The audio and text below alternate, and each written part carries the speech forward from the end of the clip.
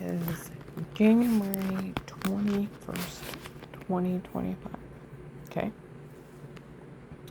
Yesterday on the 20th, oh, my boyfriend and I went to Golden Corral. I told you I have a hard time eating, but he loves to eat out. So I tried to eat just a small portion. There was people in there, of course, saying stuff. Some girls sat at another table, and this one girl's like, I found out how bad he beat her. And I told him that I didn't think it was funny and I wouldn't go out with him. It was going on and on. And these people making fun of her for being fat. She's not fat. Okay? Well, I gotta go to the bathroom. There's a bunch of riffraff. Ones that are talking about their retired Judge Pete. The drug dealer that's saying he's retired Judge Pete up here, the real retired Judge Peters was working with the ones that said they were from Florida. Okay? And he's in jail. Then there's other idiot men over there. Well, Will's gonna tell everyone he was in her home before. Okay. These people are crackheads. Crackheads. September 22nd, 23. I'm doing a video, uploading. You can hear them in the background screaming across Walmart parking lot that they were going to have an agent live for. The video picked them up in the background. Okay? But even where Officer Reinhardt Losel, even the FBI would go to jail for being in your home outside that protected live case with statements. That agent had agreed to protect her and the statements of everyone of knowing of a threat of life, or they go to jail. They'd have court order too. What happens if the police or the FBI knock on your door? Do you have to answer? No. They don't have an arrest warrant? Can they break in your door? No. You have a right to privacy in your home.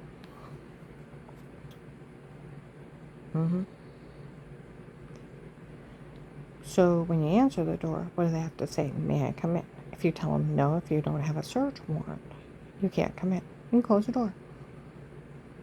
Do you have to talk to them? No. You have a right to remain quiet and a right to an attorney. Live in the United States. And Dave already debunked it. He told people in 23 had hired Pete on his own. It was Pete and his men in my home before. And when she called the FBI hotline for help, some agent showed up at that church telling everyone that she called the FBI for help. And he spoke to him when I walked off.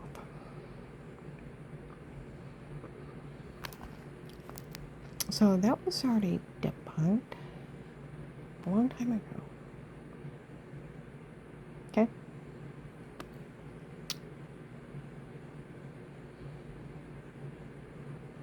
Alright. The beginning of the case in 2018, the agent opened. He told the police. And the police came up and said stuff in Walmart. That agent on the recorded line told us that he was only that mean to you to make sure you weren't part of these people trying to defraud him. That he knew that Weird With Yourself was photoshopped and they had drugged you and told you to say it before. He always knew. And he wanted to make sure you weren't part of it. And then when they went to say something, that's why they start laughing. They couldn't believe they would try such a scam with them. The police documented that those two agents told them they already knew everything was drugged and photoshopped. Where the police have told people, we always knew the Weird With Yourself was photoshopped of washing yourself in the shower. They photoshopped that in another room. They always knew it was photoshopped. And they had drugged me and told me to say it before. Okay? A bunch of crackheads did this. That's why they made fun of FBI Agent John, June 7th, 23. FBI Agent John fell for the stunt and tapes before. Oh, come on. It was only a stunt. You're kidding me, John fell for it? You mean that FBI agent John actually fell for a stunt of tapes before? There were only a stunt, the name and title and cackle. Saw videos of them mocking him. Okay? And that's where it was a bunch of crackheads. It's in August of 23. Officer Mark, an older white guy with white hair, heavy set, told a lady that none of this is funny. Did her ex-husband defend her? Yes, we taped him. Did anybody ever talk to her? No. Then they had to have framed her. It's been documented and verified she was framed before. Was it the drug cartel? Yes, we seen them. So who was in my home? The cartel. Okay. He said it's also been documented and verified it was a medication error that made her sick before. And another woman was using her insurance. She's like, none of that is funny. He said, I know it's not. And that end of September of 23, I'm in Akron, sitting outside with my client. Okay. Some guy yells something off in the distance. Some lady and guy walks by real loud so you can hear down the street. So even some of the drug dealers they hire to help watch her, they don't even find this funny. She do anything wrong? No. The drug dealers already confessed they photoshopped everything and made fun of the FBI for falling for it. Are they going to do anything about it? I don't know, but none of this is funny.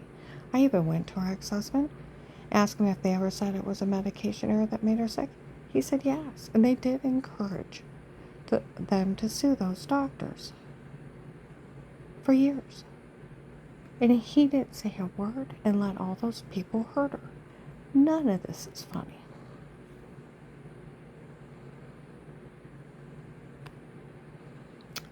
Okay. From the first month of the case where that little white man showed up at Woodforest, I had woke up with another bruise on me and throwing up that morning, got myself together, went down there, came up for every idle word you telling us. I'll turn on you. I'm like, who are you? He said, you try to leave Dave. I'll let you tell him last. I'm like, who are you? He said, you know that bruise on your leg? I'm like, yeah. He's like, I use sodium pentothal. I don't even know if I said, who are you? I was thinking, I was like, who are you? Because who the hell says that to someone? I just looked there shocked. He said, you know that bruise on your leg? I use sodium pentothal. No, he didn't. He stuck me with a date rape drug in my sleep again. Another giant bruise. You know what? You told me something about a wrong nightgown, bending over and probably accidentally seeing your butt. A life of pain? You try to leave Dave and he threatens me again. He admitted he was working for Dave and drugged me up and told me to say lies. I went home and in a legally bunked house had Dave debunk it that I was dressed modestly and they only seen the back of my knees.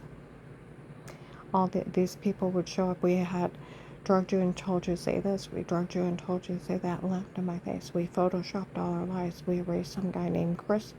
It was done by a bunch of crackheads. That's why they laugh at everybody. Like November 18th, 22, Eric won the drug dealers. All the tapes before were me and not her. It was my idea to come up with it. My idea to do it. My idea to say it. For all these people to turn on, they fell for crackheads.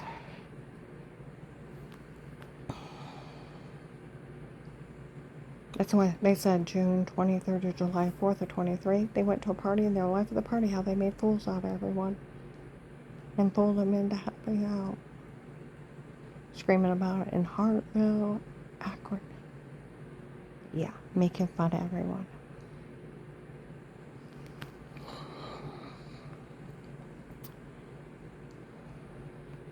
See, what was it, May 28th, 24? It was a Sunday. Myers, North Main. I'm in there. Some ladies come in. We talked to the police that actually work her case. They said it's ridiculous for anyone to ever insult her. She almost died to save children. And they always knew that weird with yourself was photoshopped her washing in the shower. And they had drugged her and told her to say it before. And it was a backup plan if she didn't die, to try to extort money or things from her. People were talking inside and outside of Myers. That's where January 5th, 25, the undercover police call out the FBI. in Walmart 62. What is this? We found out another FBI agent lied to the U.S. Marshals that she was weird with herself. We always knew it was a photoshopped of washing yourself in the shower in another room. We always knew that. Well, so do they. They told the cops that in 18. Okay? And then they had drugged her and told her to say it before. We even have the agent over her case taped that he let all this happen because he thought she threatened his daughter, and he found out that she didn't know who she was. Does the FBI realize how not funny it is? Some other officer walked in. We all watched Karen's face when that girl announced herself, and Karen didn't believe a word out of her mouth. No, she looked 14 to 16 and 90 pounds. And my husband was 60 at the time. So no, I didn't believe he was dating a teeny bopper. I thought she was just part of the drug cartel running another scam. And say a word to her. And see, that's where December 9th, 18, I confront Dave. I've never caught him with anyone. He confirms it. So if I never caught him with anyone, there was no one to threaten or to be mean to. Where on December 18th, 24, two guys walk in. Karen didn't know who Michelle was until January, February 19th. No, not till she showed up and announced herself. She told me she threatened her, and if she was going to threaten her, I didn't care what they did to her. See, that's what that agent told that church. The night before he talked to me, if I was supposed to be mean to women, he was going to turn me back over to him, and he didn't care what they did to me. He told Apostolic Church of Barberton he was going to defraud me before he opened the case. See, that's where they said the giant 4-day loophole of what that agent did. From the time she called the FBI hotline, he went around telling all the churches she called the FBI. Seen by hundreds, seen by the police, telling on her for calling the FBI hotline for help. Confessed on a recorded line. He had told all the church people. She called the FBI hotline, bullies her. Then lists her informant, then threatens her. But he's already is the one that told everyone. And it keeps on going back that he told everyone she called the FBI hotline, and he was the one telling everyone the FBI was involved before he even spoke to her. That's where in October and November 22, I was in Trinity Gospel. Lady and guys in there. Karen's okay anymore. We found the protected custody case. Okay?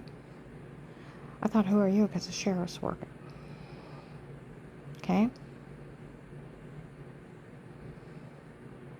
And the guy said, well, it's been documented and verified. The agent that returned her phone call from the FBI hotline was the one telling her on her at that church and to the church people before, or something like that. He was the one telling on her at that church before he spoke to her. He's the one that told. Oh my Lord, and they walk out. That's where April 28th, 24, I'm in Walmart on the strip. Okay? Officer in uniform shows up. Karen, we all know nobody drugs anybody but the drug cartel. There's a drug cartel in your home before. And we all know that guy told on you before. And that's where people have showed up. People are making fun of her because Agent John stole their money. Where is it funny he's stealing from the government? The Florida group where they showed up and that they were drug traders from Florida. Okay? They were drug traders and human traffickers from Florida. They work for retired Judge Pete or Peter. It's Peters if you look him up. Okay? The retired Judge Peters went to jail in 22 with 100 people. Okay? That's Henry Mothy was with him. Michelle and Lauren. Okay? They were the people up here scouring people to sell down in Florida. They were the ones saying they were relocating in the mall. They were relocating people to Florida to a resort area. If you look at the article of that guy's arrest, people from Disney was involved, the resort area. Where the other group where we all work for the King from Texas, We Are His Men, Dave Hardis, he's a drug lord. He's U.S. military, Iraqi translator, went into the dark web malware, Fentanyl King. He's an Iraqi, okay? If you look at the article, they had a pipeline between Florida, Louisiana, and Texas selling people. They were up here scouring. The ones that didn't get arrested are here. And that agent is breaking where on December 18, 24, I told that drug dealer that bet that nobody would want her after what he did to her, to leave Karen alone. I heard she's getting remarried. I knew she had it in her. He admitted he was in with the drug dealers. He was no longer with the FBI within 4 months of the case starting, and he's running with the drug cartel. And they're getting my informant money. See, with that case being open, like my friend from the prosecutor's office, you're in one of the witness protection programs. Informants are different. You stay yourself, you can feed them information. You get paid for risking your life for getting them information. You work like a civilian spy. That agent cannot put restrictions on it that he does not have authority to say. I said, well, he's already told and confessed he told and seen telling on me. He can't tell on you, but due to the freedom of speech, you can tell whoever you want. And he can't say a word. It takes a judge to put a gag order in you. The police know that. And he can't bully you into false statements, and he can't make up restrictions that he don't even have the authority to say, and no judge could sign it. It's only for working the case. The government is ordered to have provide protection for me. That's where Officer John, Officer Mark, and the different ones that are assigned to me, and they show up and they'll tell you what they are. The government pays them to keep an eye on me. It's illegal for him to withhold protection. He can't tell anybody they can't help me. And on that recorded line, he said, if you tell someone the FBI won't help you, and I'll let you crazy. Oh, the prosecutor's office laughed till he cried. He can't say that. He can't tell people. And then these people try to change it that no one could help her. He didn't say that, and he didn't have the authority to say it, and how illegal it was for him to even say it. He was only bullying you so they get away with this. He was planning on stealing from the government. He did it in front of everyone. Now he's running with the drug dealers. What actually got funny, President Trump, congratulations, President Trump, his inauguration was yesterday, signed a bunch of laws that if you're running with the drug cartels with any foreign influences, like worldwide terrorism, you're going to be arrested. And oh my God, I put that up on my Facebook. It's like, now it's actually got funny. They're to arrest him. They should have arrested him.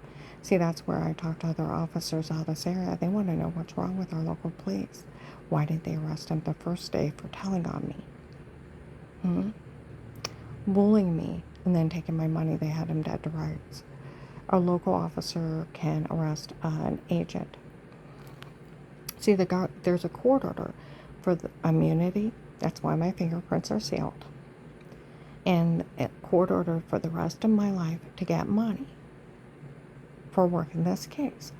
Do you know 95% of the people in witness protection programs are hardened criminals? Only 5% are victims. Okay? They erase out their whole past for either getting them information or write up a testimony or testifying. And some of them, they hide them. They change their name and hide them.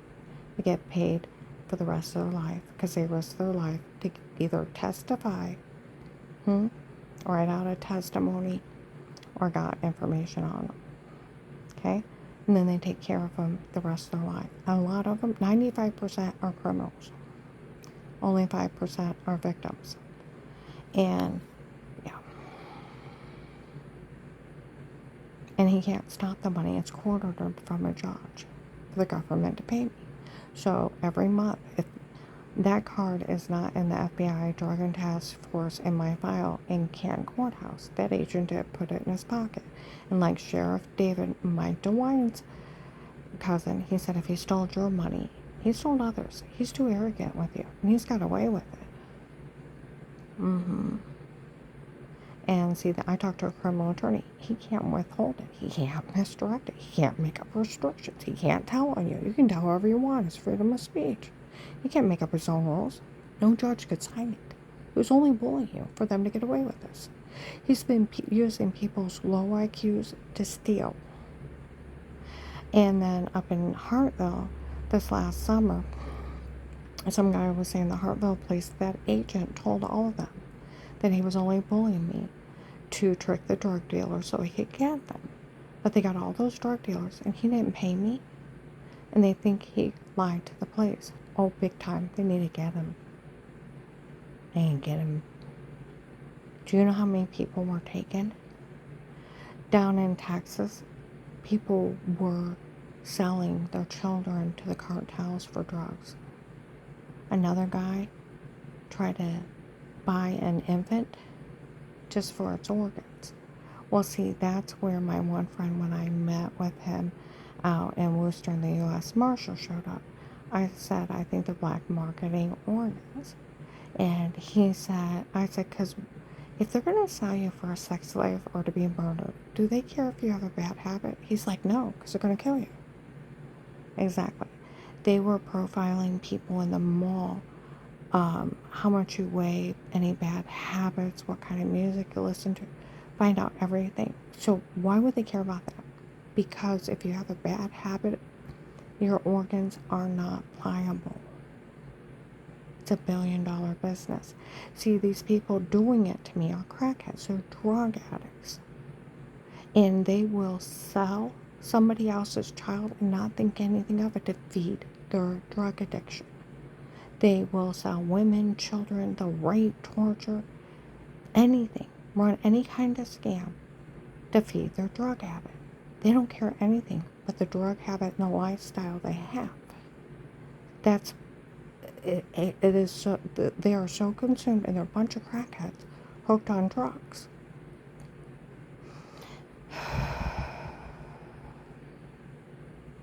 I'm gonna upload this.